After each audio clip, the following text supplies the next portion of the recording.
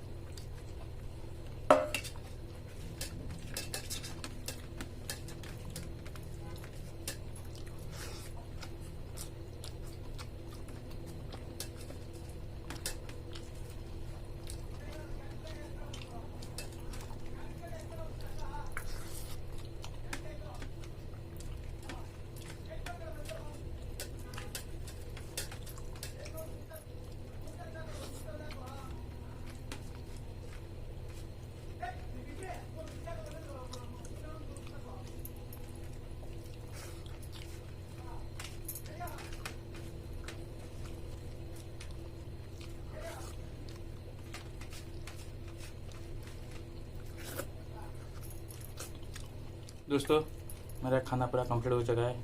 अगर वीडियो अच्छा लगे तो लाइक शेयर सब्सक्राइब कर दीजिए। मिलेंगे दूसरा वीडियो में, तब तक ले रहते हैं।